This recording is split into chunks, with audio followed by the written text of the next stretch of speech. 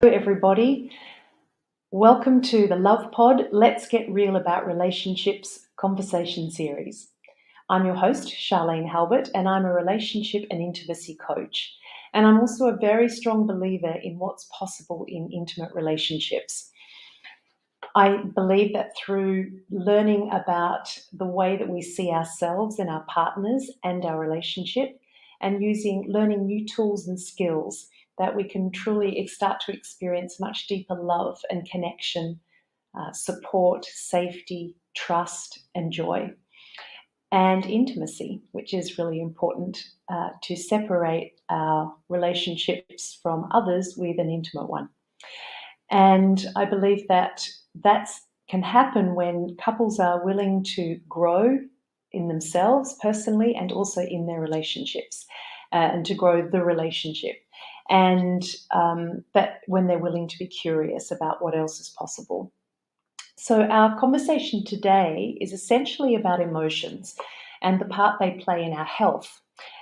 As I'm sure you understand, health is an important part of all of our lives and also in relationships. And it's no less obvious than when someone is experiencing someone in our lives, in our relationship, is experiencing chronic pain and illness. I'd like to introduce today's guest. Einav Avni, whom I know personally and professionally, calls herself a pain-free living guide. And she works with people who experience chronic pain and illness and also unexplained medical conditions, and using the psycho-emotional elements that she believes and has experienced give rise to these illnesses and chronic conditions. In her work, einav combines a lot of different things. She's experienced in many things. First of all, she combines methods and techniques from the worlds of coaching, the body and emotion code, energy healing, NLP, neuroscience, and Buddhism. And all of these put together have enabled her to really connect with her clients to help them achieve new levels of health, alignment, and awareness. Einav is also a writer. She has co-authored one book called The Power of Reinvention. Beg your pardon, The Power of Reinvention. And she's also written a 4-book series called Invest in Your Team's Confidence and Empowerment. So I'd love to welcome Einav. Thank you so much for being here today. And I'm very much looking forward to this conversation that we're going to have together today. Thank you, Sharlene. Thank you. I'm really excited about this conversation. Thank you for inviting me over. My absolute pleasure. So I wanted to ask you, Einav, to just share a little bit about the work that you do. I know that you started out actually, and I know this is still part of your work, but you started out as a negative self-talk, sort of limiting beliefs coach, and then you've expanded your work into what you're doing now in the area of looking at emotions and the power that you have that we have to heal chronic conditions and illnesses, looking at that psycho-emotional element. Can you tell us a little bit about the journey that you've had and the work that you're doing right now? Yes, absolutely. So as you said, I started my career as a confidence and empowerment coach, and I was exactly what you said, looking into the negative self-talk and limiting beliefs that basically stop people from, reaching the life that they want. So I really very early on noticed how the negative self-talk has so much power over us, and basically we're using these fears to keep us stuck, and basically when we're stuck, we believe that we can't move forward, and kind of very quickly we create these situations for ourselves where we know that something is not working out and we don't know what it is, and we don't dare to try, and we don't dare to put ourselves forward. And this is the place where I wanted to come in and say, hang on, you are listening to a voice in your head that tells you that you can't do, or you're not good enough, or you will never manage. But actually there is a whole other voice inside of you that is the voice that tells you that actually, yes, you can. And why don't you just try? And, you should absolutely trust me and move forward. So it was very clear to me that we have these two different voices inside of us, And I wanted to help people to understand that the feeling that they had of being stuck was basically because they were listening to the negative self-talk instead of to the unconscious mind. Yes. I And know so that this one very is how I well. spend. I know that very well. We all do. Yes. But that's the point, that we all do. We really do feel like we're stuck, and we are so scared of daring to do something new, because we immediately go into that worst case scenario: how we're going to fail, how we're going to lose all our money, how everyone is going to say, well, I told you so. We have all of these conversations within ourselves, and then we just say, well, I'd rather just not do. I'll just be here where it's nice and comfortable and safe. And now, on the one hand, I feel safe. On the other hand, I feel like I'm really stuck. So Yes. this was where exactly I wanted to come in and help people have different conversations, and learning to trust that other voice that tells them, yes, you can. And I'm here to guide you, and just listen to me and we'll get there together. And so for a very long time, I was really using the negative self-talk and the limiting beliefs as my main focus in my practice. And then I had this realization, by working with a client, a very specific one. uh, I understood that actually I want to take this more into the realm of the chronic pain and the chronic illnesses, where people are basically using the same negative mindset to say, well, this is my diagnosis, this is what the doctors have told me, and now I buy into that, and I feel fear, I feel stuck, I don't know what to do, and I have a lot of frustrations over this situation, and I'm really worried that I will always be in that pain and discomfort. And what I wanted to do really was to look at the emotions and that feed into that. Because when someone is stressed, for example, the stress is basically causing all of their symptoms, all of their systems to behave differently. And if you have things that you haven't acknowledged within you, if you haven't acknowledged the messages that your unconscious mind is trying to give you, the unconscious mind is going to find a way to get your attention. So it's all about these emotions. What emotions are we going through that we are not acknowledging? What are the messages from my unconscious mind that I'm not acknowledging? And then the next question is how all of this makes me come out of my alignments and harmony with myself. So I maybe said a lot of big things. Maybe we can break them down a little bit, but that, in a nutshell, my journey so far. It's really amazing, einav, because I remember actually years ago, because my parents were very into healing and health from, they were kind of witches back when they were doing it back in the 80s, in the 90s, really, early 90s. And I remember Mum used to read Louise Hay's book, that You Can Heal Your Life, and it was very novel back then. But she also talked about this idea that illness and health is about the thoughts that you have and the emotions that you I think she talked a little bit more about thoughts than she did about emotions, but they were certainly connected. And I remember reading that book and thinking how interesting that was, and how very, very different from the medical model. And it's really curious to me that this has now become more mainstream, as, if I can say, have a lot of things that my parents were doing back then that were what that they got vilified for, that have now become more mainstream. And yeah, Yeah. so, and I love that it's advanced some more. And I'd love to hear, do you have any examples of the kinds of things where you've worked with somebody and discovered that? I know you've spoken about a little bit, but maybe some more examples of how that's happened and shown up in some of your clients. Yeah, and I actually, this first client that I mentioned is one that I always like to go back to, because his recovery, or I can say recovery, has been so incredible, and for me was the catalyst of everything that I then moved on to be doing.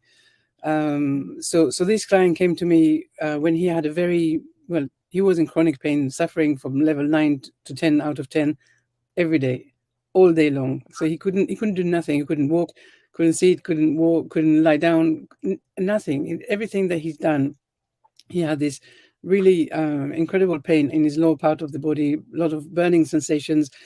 he was pretty much suicidal. He didn't have any hope for the future. He didn't know how he was going to recover and how he was ever going to have a normal life where he could just even lie down or sit down without the pain. And when we met, we just started talking about all of these things, like I said, the emotions, and what are you scared of, and what is happening in your life, and what are the what is the trauma or the rage that you're feeling inside of you that you've never even explored or brought out into the open. We really decided to just go with whatever was happening in his life that he wasn't daring to bring out until then. And so we kind of looked at how he was learning to do his PhD at that time, and he was noticing how actually there was nothing in his life nowadays that of the things that really mattered to him. So really, it was just study, sleep, once every so often going out with some friends, but basically he basically cancelled himself completely. And when we start looking at what he used to have in his life and what he's no longer having, and how he's approaching the stress of his studies and the pressures from back home, and how the expectations that his parents were having around his studies, we could see how everything was basically building up this thing that he couldn't handle and was bottling up. And so the only way that these things could come up was by giving him the pain. And as we were talking, we were starting to basically show him that there is other ways that he can deal with things in a different way to the way that he was doing until then. And the most reassuring thing that he said, basically, that after our conversations, that very first time, his pain level went down to about 7 out of 10, and we both Wow. knew that we were on the right track. But there was something that we just needed to release. And so we started walking together, and we would meet every week. We would do a lot of talking. We would also do the emotion and body code. Um, and slowly, his pain level really just reduced. Now he's completely pain free. And now we're able And to that look was at his without life. any medical. I'm sorry to interrupt, but that was without medical intervention. Then, is that correct? Yeah, exactly. Wow, that's Completely incredible. no medication. I mean, he was on painkillers when we started seeing each other, but very soon after that he just stopped with the medication. And now the beautiful thing is that now we understand that if there's ever a situation where the pain comes back, he's able to say, what's happening in my life, what is the recent stress or fear that is coming up that I'm not acknowledging. So now his pain is just like an indicator that actually there is something deeper that he's not paying attention to. And so Wow. then he can say, oh, maybe it's about this email that I got, or maybe it's a conversation that I had, or some news that I received. And now he can look at things and process them. So then as soon as he does that, the pain disappears. And it's really is just like miracle, because we don't think about it. We all think, oh, I have this diagnosis that I got from my doctors. They must be right. I must be spending my life now on medications or have surgeries. But actually, it's not the only way. If you allow yourself to bring up all of these bottled up emotions and fears and rage and traumas, things start to shift. Because a lot of the pains that we are going through, of course, there's different pains and different everything. Obviously, there's no one thing fits all. But when we look at where is the pain, is it in the bones? Is it in the muscles? Is it in the liquid in the body? Each of these, even just by itself, is indication. Is it something in your thoughts? Maybe it's something in your feelings. Maybe it's something in your soul level. So when we're able to look at what it is that you're feeling, and we're starting to understand what are the messages and where it's actually coming, then we know what to work on, how to release the pain that is around that. And it's really fascinating to watch how someone comes to me with a pain that is so severe, and after doing the conversations and also maybe some energy healing, all of a sudden the pain takes a completely different it looks completely different. It feels completely different. There is a reduction that is happening very quickly. That's just incredible, Einav. just Really, fascinating. yeah, fascinating, and fascinating for you, and incredibly empowering, I imagine, for the people that experience that, because I mean, honestly, pain is our indicator. I mean, that's what the body does, right? It expresses pain to let us know that something's not okay. And most of us notice physical pain, but we often don't notice emotional pain. And that we often ignore physical pain, right? We wait until the very last minute before we seek help. I think as human beings, or certainly I experience this for myself and most of the people around me, we don't tend to go for prevention. we go for cure first. So it must be very empowering for people who can recognize that they can actually now take an action, and they know what to do when they're experiencing pain. It must be very empowering for them. Yes. Mm. Exactly. But people really do, they're scared of the pain, right? And if someone is like someone maybe having back pain, for example, or something that is, especially with the chronic pain and chronic illness, people feel the pain and they immediately they fear it, because they like, what does it mean about me? What does it mean about my life? What will I ever be able to do or not do? And so they go into that place of fear, which of course is more emotions, but they can't process it. So they're basically adding up to that pain that they're experiencing. And a lot of the time, Absolutely. and especially in pains that moves around, and that changes the intensity of the pain, we definitely know that this is a wonderful example of situations where it's really about the mind body connection. And so now we say, okay, so what are the emotions? What is happening in your life? What is something that you're not acknowledging? And when we start this conversation, everything changes. I remember experiencing, I had quite a few years ago, a bad back injury that just came from wear and tear from the job that I was doing. I was working with children, and I had a lot of lifting and carrying, and I was teaching music classes to children and their parents, and there was lots of lifting babies and lifting stuff in and out of cars. I was teaching in 5 different venues, and so my back went, and it was very, very bad. It was the point of the doctor that I finally found, who fortunately was somebody that was sort of in between going to a physio and having surgery, because he saw that as an area that was not being addressed. And so I went to see him, and he was able to help me. And number one is how debilitating chronic pain is. And how much it impacts all areas of our lives. And you spoke about that there's this connection, isn't there, really, of even in relationships, the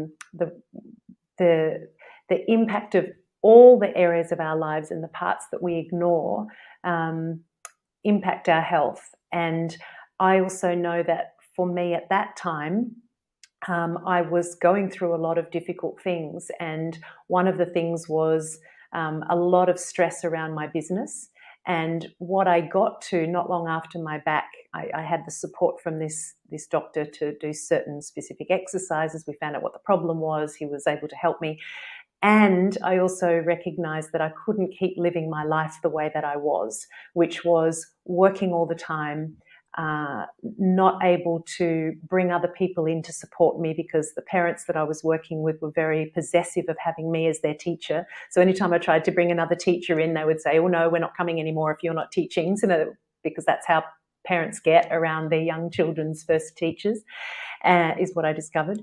And that I had no life. So I was in pain, and I also had problems with a thyroid condition that came up. So I wasn't able to get out of bed on the weekends. So I wasn't seeing friends. I wasn't doing any other things that I enjoyed. And while I was super passionate about my work, it wasn't enough.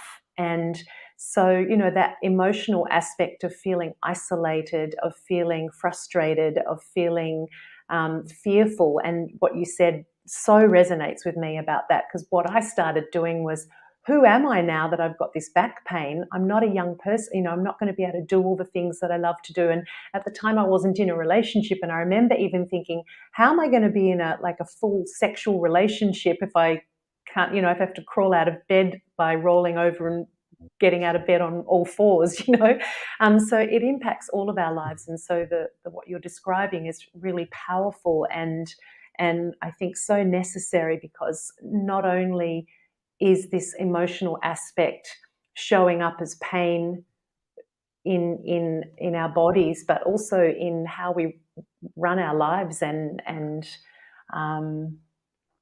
or not, and the stress that sort of emotional shoving under the carpet has. So it's really amazing that you're able to bring that out and have such a powerful experience with it. But I think that the most important thing is that it's really depending on the person, because at the beginning, people suffering from chronic pain, chronic illnesses, there is always that stage of victimhood. Why is it happening to me? Like I said, what does it mean about my life? I'm really scared. I'm really focused on my pain and my limitation. And it's only when someone is able to say, well, actually, let me just explore what is the reason why this condition is here. Then we can ask a question that can be very weird for people to hear. But the question is, and it's exactly what you were saying, is what is the gift that this is giving you? And the gift is always something that's basically making you look at things and validate them, or look at them in a different way, like looking at them through a completely different lens. So what you were saying, for example, is that it helps you to realize that the way that you were living your life was actually out of alignment. It wasn't in harmony with everything that was so important to you. And so at some point, your unconscious mind was giving you these messages that you are overdoing something or you're overstretching something. You ignored it, and then it says, right, well, I have to give you some pain for you to actually pause and listen. The guy that I mentioned also had exactly the same thing with the PhD. He was just doing PhD studies, but what happens Yes. to everything else that was important in life? And when he was not able to continue with his studies, he was able to start reflecting about what was really important for him in life. At that point, of course, he couldn't have it because of the pain, but we were then definitely walking towards that. And then he was able to say, okay, how do I bring balance into my life? But the question of the gift, you're only able to start, actually, you're only really allowed to ask that question when someone is already in that place of empowerment. It must mean that there has to be another way. And I as a guide, as a pain-free living guide, I like to think that if one person was able to have, um, in what is the word, spontaneous remission, for example, or if one person was able to beat the odds, if one person could do it, two people can do it. Right. So what is there? And so I definitely don't like to say, okay, this is a diagnosis, I'm going to have to abide by it. No, I'm going to ask questions. I'm going to see what else is out there. But it has to be, at the right time of the journey. If the people are still in the phase of why is this happening to me, and in the fear and the stress of everything, I have to just wait and give them, with respect, I have to wait for them to be more ready for the conversations. Absolutely. And I think I don't know if you agree with me on this. I'd like to hear your thoughts, but I think that's the same with everything in life. Like unless somebody's ready to really shift something, and I see that in relationships. Couples come and somebody is like, well, it's my partner's fault. Can you fix them? And as soon as I hear that, I know there's a lot of work to be done here. Either that they're just not ready, because no matter what happens in a relationship, and this goes with the relationship with ourselves, with our pain. I see it as across the board, really. Unless we're willing to believe that something else is possible, unless we're willing to accept that there may be something that we can do, or that something else is in there's something that I can be a part of, then nothing is really ever going to work. I mean, I hear therapists, that say the same thing when, people come to them and they're like, okay, fix me. Well, it's a really, that's a journey to get them from that kind of attitude to the place where they can feel empowered to start taking different actions. And I think as good any good coach knows that that balance of life is super important. Yeah, because it has to be the awareness. If you're not aware that you're in prison, you don't know that you want to start Right. breaking free out of it. And that's exactly the point. It has to be the right time. It has to be the Yeah. right, everything has to come together for you to say, I'm interested in finding another approach. Yes, it's not easy. Yes, it's going to be a journey. Yes, you're going to use someone's help and guidance to get there. But at least you know that there is something that you will also need to do to work on that. Yes, and I think that's, that's the other part too that's challenging. If you live in a world where everybody around you has a similar way of looking at life, like as a victim, or that they don't have any power to make any changes in any area of life, really. That can be challenging. And I remember when I, getting into being a relationship coach for me was part of it. I think I've been kind of destined for this in a way, because I remember from a very young age just having this really strong belief that really amazing relationships were possible. And I have examples of that in my life. So I know people who, I've got this wonderful couple that I know that have been together for, I don't know, 35 years. It was her second marriage. And they just adore each other, and they're so supportive of each other, and they're playful with each other. They're so silly. She's now in her late 70s. Maybe she's even early 80s, and she's got the energy of a 50-year-old. Or no, actually, she's got more energy than me, so even younger. And they're just really super playful together, and they share everything, and they have an incredible sex life. Unfortunately, she has cancer at the moment, and so she says one of the things she misses is all the sex they used to have. But when I share that story of people having a good relationship, I've been shocked over the years at how many people say things to me like, oh, that couple's just lying. Like they're just pretending that they've got, because obviously when you get married, sex dies. And obviously when you get married, things go wrong. And I think, bring that into what you're doing with health. It's a similar thing. Well, the doctors say there's nothing I can do, or I don't know anybody else who's improved their health through looking at their emotions, so therefore it can't be possible. And I just wonder, what would you say to somebody who doesn't have that experience of knowing that it could be possible for them? I don't know if that Yeah, makes sense, my absolutely. question. And I always give my mom's example, and this is more to do with the energy healing that I bring into the onto the table when I work with people, because my mom was very skeptical. She's like, I don't believe in these things, and I'm like, okay, fine. And then she came to me one day, excuse me, and she said she was very concerned because she had this really strong pain that was kind of coming and going at the back of her skull, and it was waking up at night with like really sharp pains, and she was so worried. She was thinking about going to the doctor, and I said, well, let me try. Let me see what I can do. If it doesn't work, go to the doctor. Of course, go to the doctor anyway. I don't mind, but let me just try. And so I did the work. I connected with her subconscious mind, and I asked it to guide me to where the problem was. And I found that the problem wasn't at the back of the skull like she thought. It was actually at the back of her throat, somewhere around the tonsils and the other parts there. And I released it. I found what it was, and I released it, and the pain just disappeared. It never came back. And I asked her, I said, well, because it was coming nearly every night. So I asked her to keep record and to make sure that, we wanted the results. And when I asked her, it was a couple of days after, she was like, pain? Did I have pain? Wow. Wow. And You converted her. so it never came back again. So this is a story I Wow. like to tell because, if my mom didn't believe, and she now, now she says, well, I don't understand it, but I do it. She allows me to walk on her and stuff. So it's important for me to explain to people, especially with the energy healing, is that I don't need them to believe in it consciously. Because if I connect with their subconscious mind, and the subconscious mind guides me around, the subconscious mind believes in it. Otherwise, it would put a stop to it. So I don't need them to believe in it consciously. I just need them to be willing to try. And I had yesterday I was walking with a woman. It was just a demonstration that I was doing with her, and she had problem with the hip and legs actually, and she gave it a pain level of 6 out of 10. And I said, well, let's just see how it goes. Let's see what we can find. And again, that was just with the energy healing, and by the end of the session, it was like 3 out of 10. I think it was just a half an hour kind of session.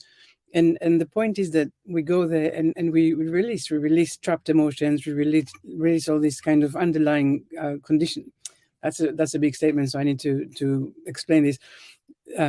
Basically, we are all energy, and as an energetic being, when we go through emotional events and trauma that we don't process, we get emotions become trapped in our bodies. And every emotion has a size and a shape, and it's all pressing on organs and glands and causing discomforts and all of these conditions that we're going through. And so when I release the trapped emotions, I'm also able to release imbalances that were relevant to that area. Or not even that area. As we were walking on her legs. She said, "Oh, something in my neck just released." So it's all connected. We are all energy. In terms of the coaching and I kind of call it the healing conversations around the healing part. It's really about understanding in where in life we've been putting effort instead of flow. And when I start talking with people, some people can come with a lot of resistance, and I've worked with other coaches and it didn't work, and I'm very skeptical, and I don't trust in this. And I say, well, just come with no expectations, come with no judgment. Just let's have a conversation. Let's see where it takes us. And in no time, people are able to go back to that place that actually hurts them. And when we talk, they say all of a sudden, "Oh, I haven't been able to talk about this thing with anyone." So I already feel the relief that I can share, and there's no judgment. So I can really get into my emotions and into my thinking even. And I feel I can, calmer and maybe more relaxed. So I, I, I like it when people can just come and just have a go, see what it's like. Tell me about flow, because I know there's a lot of different definitions of what does that mean for you if your clients come to you and they're in flow. Can you give us a bit more of an Well, insight into how you see that? Well, when people are in flow, it means that they're curious. They're willing to let things just happen without feeling that they are the one that need to make things happen. And this is really something for life as well, not just for health, but in health maybe more specifically.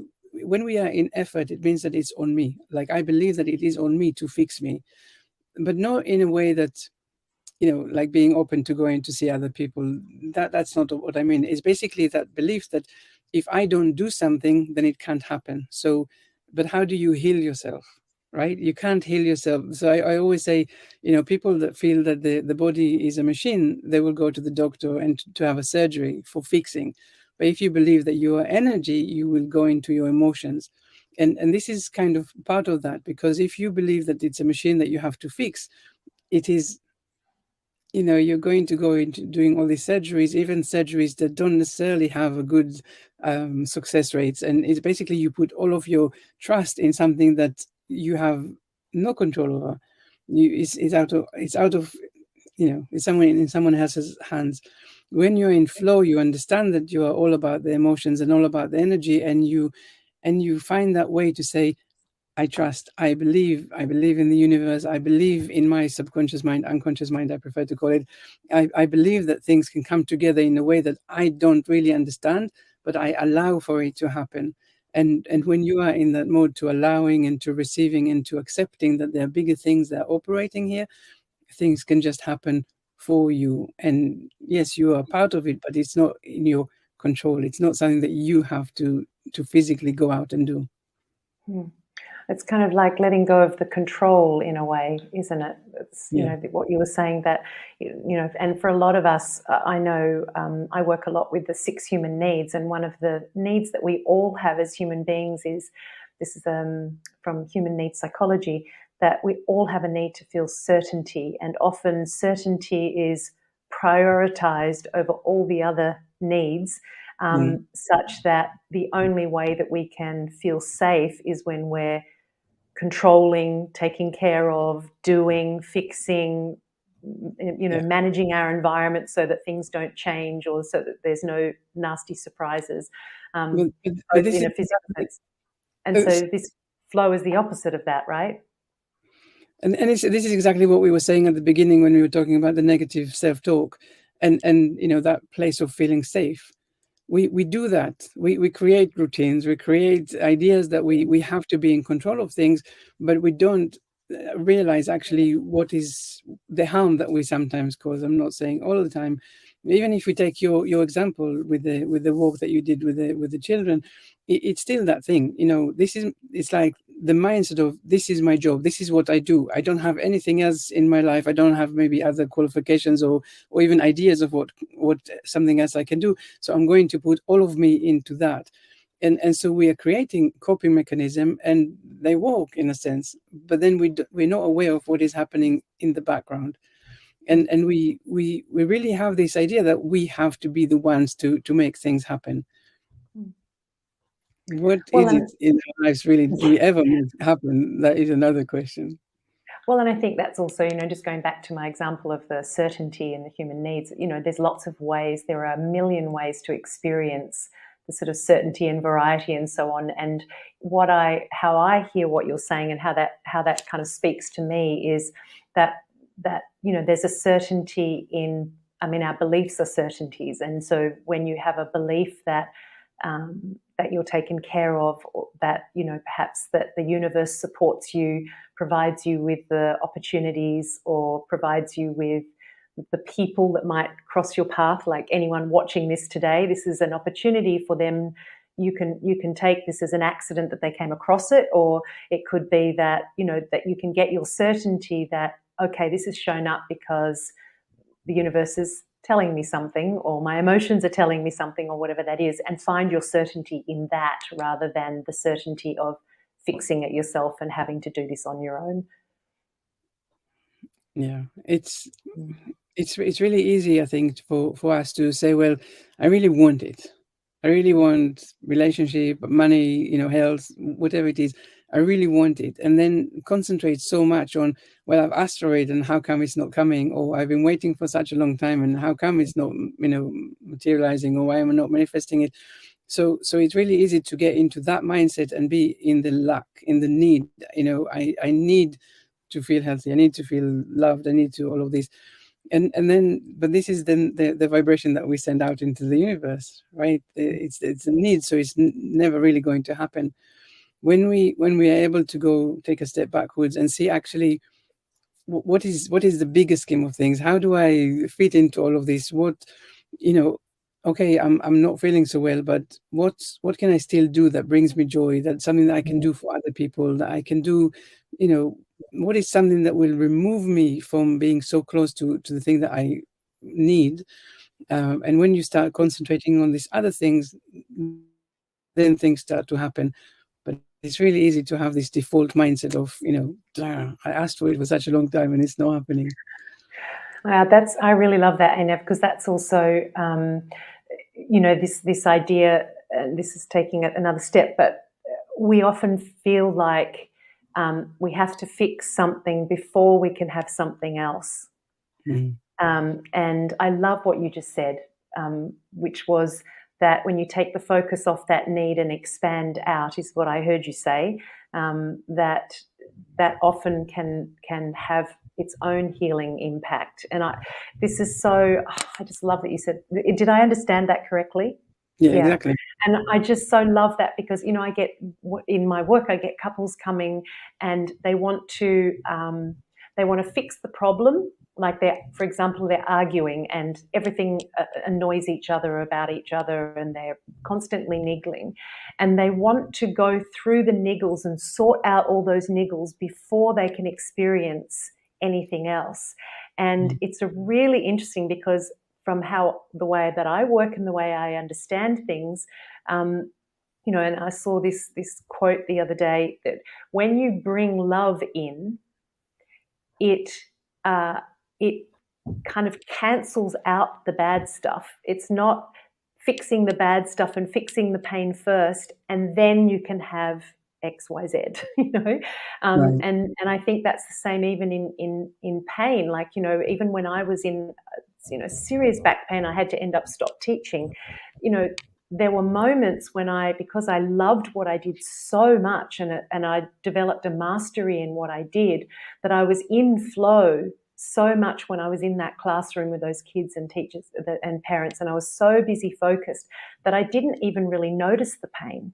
As soon as I stopped, the pain came back. And so it's that, you know, how can we bring stuff in to expand our lives so that we're not only focused on got to get rid of the pain first in order to do something else, but finding how we can bring in some of those other emotions to help with that healing process. Yeah. What are your thoughts on that? I'm curious. I totally agree. It's just that I know that when you are in pain, then the world just ceases to exist, because all you do is focus on the pain and Yeah, worrying about what it means. And like, it's, you know, it's 7 out of 10 today. What will it be tomorrow? Will I be right. able to make plans? Will I, you know, your whole being is focusing around the pain. Of course. And so to even believe that there is something that can happen differently is really hard. So I really, I definitely acknowledge that. But now we need to start thinking, like I said, we have a situation. I am in the pain, but I am asking to come out of that a little bit into the world or into the universe, and think, okay, if I, how, you know, what can I say to myself to start bringing in some different emotions or different experiences, right? Because if I'm in the pain, I'm in a locked position, and Right. it's all about nothing new. No new energy can come into that. But if I say, okay, I'm like, I'm in really a lot of pain, you know, but say, actually, okay, let me just think, okay, that is an emotion, that is something to do with emotions. Let me just ask myself a new question. What am I feeling? What am I angry about? And when you Mm, actually allow yourself to express how you're feeling, you'll be amazed at how this in itself already bring you some relief from your symptoms.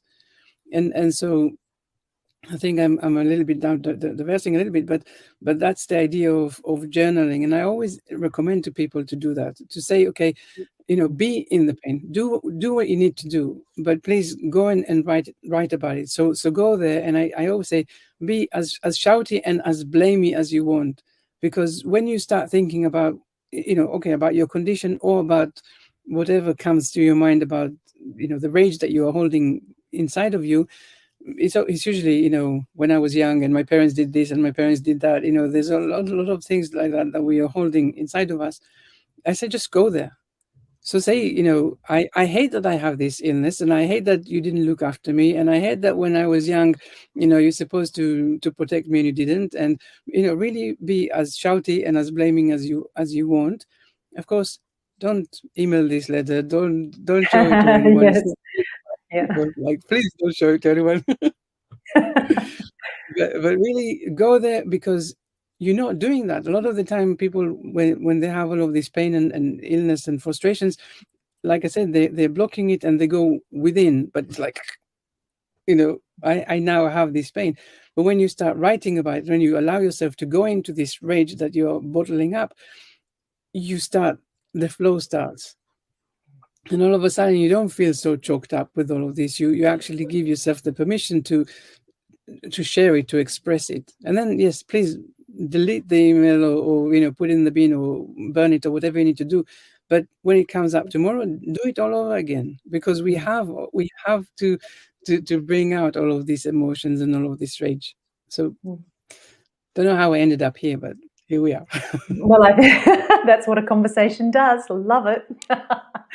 God, I think that's it's no less true of, you know, when you're talking about the physical pain, and I know that that's really that's the area that you work in, but it's no less in any other area. If you've been rejected by friends, or if you've got an incredibly painful pattern with your partner that might not yet be causing physical pain, but the emotional experience of that is incredibly painful and incredibly debilitating for some Yeah. people.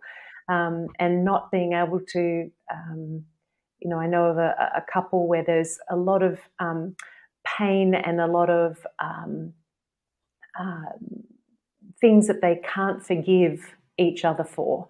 And they're Mhm. just stuck in this pattern of blame, and like it's debilitating. They can't even communicate with each other, barely. They can barely civilly say hello to each other without one attacking the other.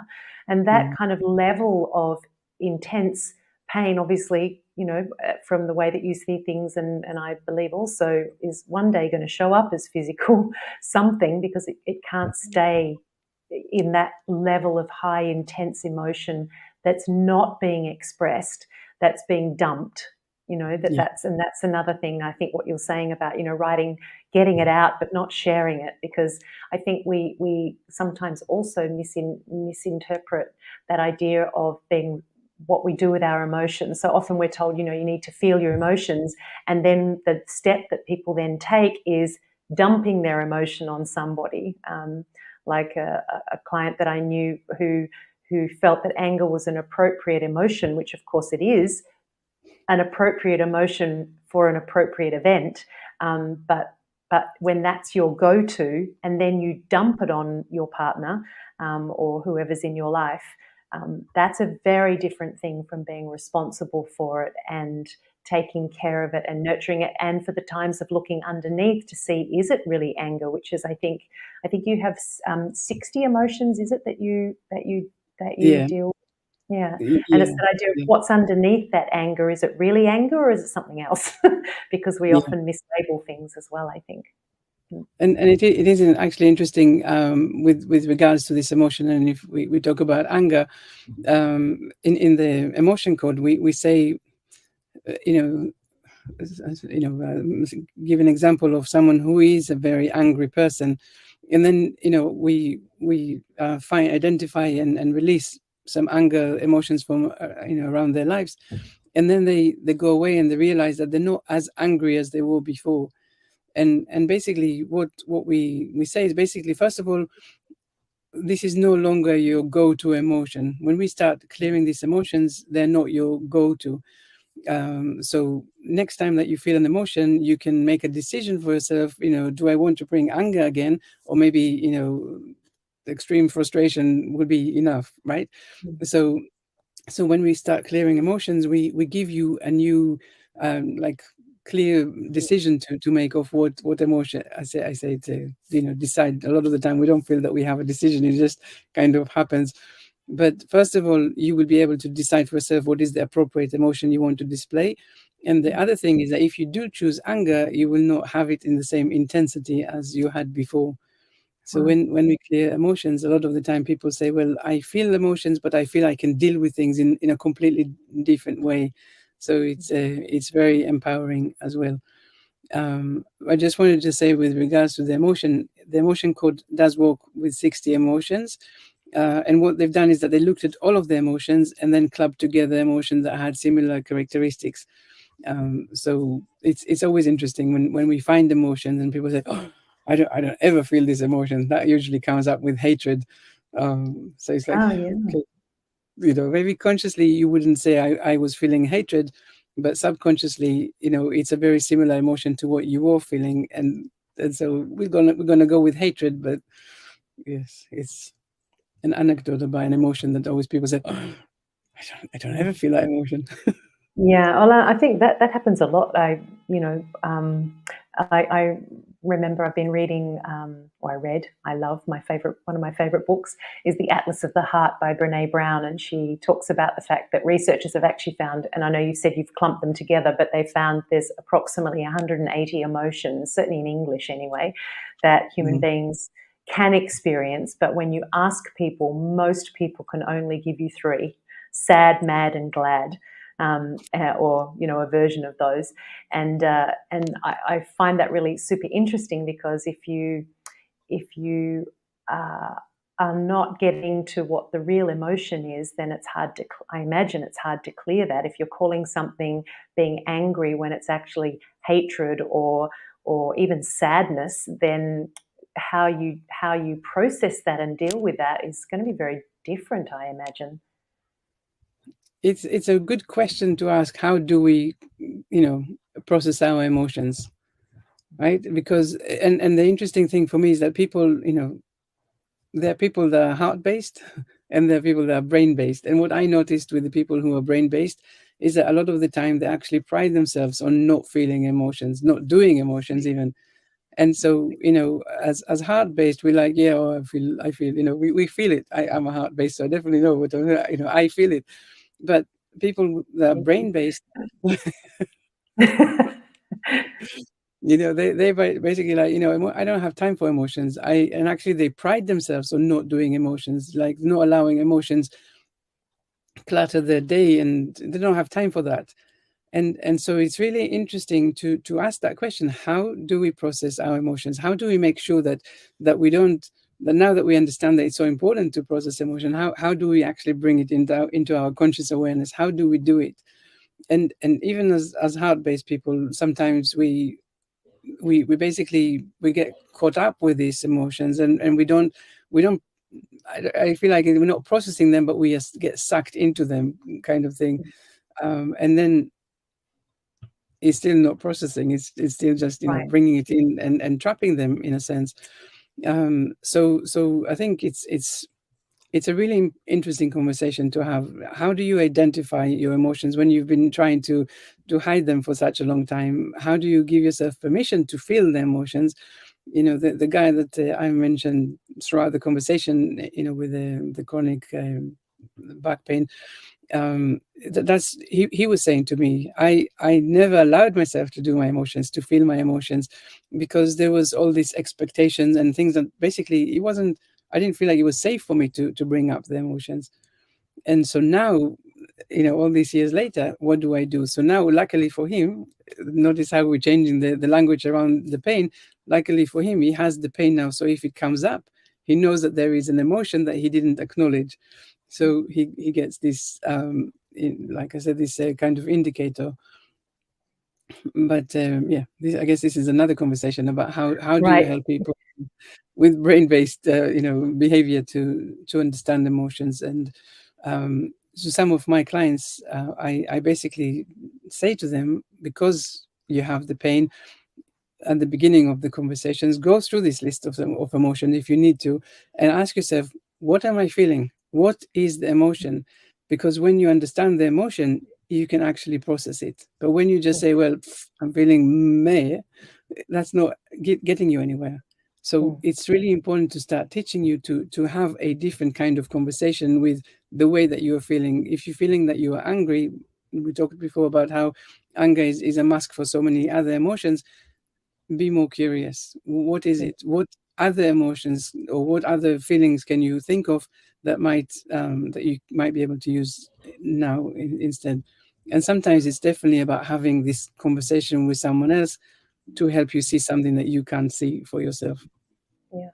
And I think, and then that's part of that too, is finding, because I know the studies have now shown, and I certainly experience this for myself, that our emotions actually live in our body. We often think they're like in our head, in our thoughts, but really that they live in our body. And it's, you know, that thing of, for me, stopping, because when I'm experiencing something, whilst I am a person who does experience their emotions, I'm also a very head person too. So I do a lot of both of those things. And over the years, I've had to work my way down a little bit and connect my head with my heart, or my body, if you like, so that I can experience Mm. it. And I think it's that stopping, even just to take notice. And I like that. For me, it's really helpful knowing that my emotions are in my body somewhere, because that enables, it's like what you said, that if you have an illness, like with this guy, he has pain. Okay, now I know that there's something going on. But regularly checking in with myself, and I do that with my journaling too. Mm. And also just when there's this kind of general is to go in and go, okay, stop and breathe, and where is it in my body, so that then I can start to explore what is that emotion, and what's it feel like, and experience it, so that I can then do some processing with it. But I think Yeah. sometimes it's just about stopping as well and paying attention, right? There is definitely a lot of power in pausing. But just to add to what you're saying is basically that actually every gland and every organ is capable of producing emotions, and every gland and every organ also is capable of trapping emotions. And so there are different certain emotions that are generated by certain organs. So like anxiety is definitely generated by our stomach. There's in my list there's also some indication of what emotions are generated by which organs. So yes, definitely interesting to understand that the emotions can be generated from anywhere in the body, but also something that you also kind of indicated, that we trap or not trap, but maybe store our emotions in different places. And there are all these very interesting maps that show where in the body you store shame or guilt or sadness and all of that. And it is very helpful to see that emotions are really important. We have them for a reason. We have to have them as indication of to let us know how we are feeling about something, whether we are happy about something or not. They're really important. And when we are systematically ignoring them, then there's a part of us that says, well, it has to come somehow. Yeah, absolutely. Gosh, and if I could continue talking with you for a very long time, I've got so many questions and other things that came up, but we're coming to the end of our time. So I wanted to just ask you, what do you think's been your biggest personal lesson in the work that you do? That's a very good question. And I think I'll go back to this understanding of how we have two voices inside of us. One voice, the negative self-talk, that doesn't know anything about us and is always trying to stop us from progressing and doing things that are unfamiliar or new. And then we have the other voice, which is our unconscious mind, that knows everything about us, is connected with the universe, and is going to make sure that things happen the way that are meant to happen for us. And so when we focus on the negative voice, we get stuck, we get in disease, we get in illness, we get in all of that. We know this is not the right voice. We really have to appreciate how much damage this voice is causing us, because we are so convinced that is, some people think that the negative self-talk is actually their intuition. So it's not. It's Yeah. actually the voice that is trying to stop you. The intuition is part of your unconscious mind that it knows everything about you. And my biggest lesson was really understanding how also me, every time I'm not in alignment, every time I am in fear, it's because I am listening to that wrong voice. And this voice doesn't know anything about me, doesn't know anything about anything at all. So it's a really, to me, it was like, if this is one thing I am meant to fix in the world, it's that, to help people understand, and myself was of course included, that and I said that before, that we were not put on this earth to struggle, we are here to thrive. There is a purpose for us being here. And if we're not getting if we're not getting where we're meant to be, we're listening to the wrong voices, we're not in the right mindset, maybe. Yes. Yeah, that's really beautiful. And what would you say is the greatest reward you've had from the work that you do? What's the greatest reward? My biggest reward is really seeing people that come to me with that stuck mindset and not believing and feeling like they're so stuck and so fed up, and then seeing them a few months later and they are thriving and they are healing and they are in alignment, and they're using terminology that even my terminology to really understand how they can anything that they want, they actually can. Watching that is tremendous. You're doing such incredible work, einav, and I know that you've been on a journey of your own to get to where you are with the work that you're doing now. And I just really want to honour you for what you're contributing to people, and also your willingness and courage to step up for yourself and step through those limiting beliefs and be really an example of what's possible when you do the things that you're actually talking about. So I just want to thank you so much for being here today, for having this conversation with me. I feel very enriched by what you've shared, and I know that everybody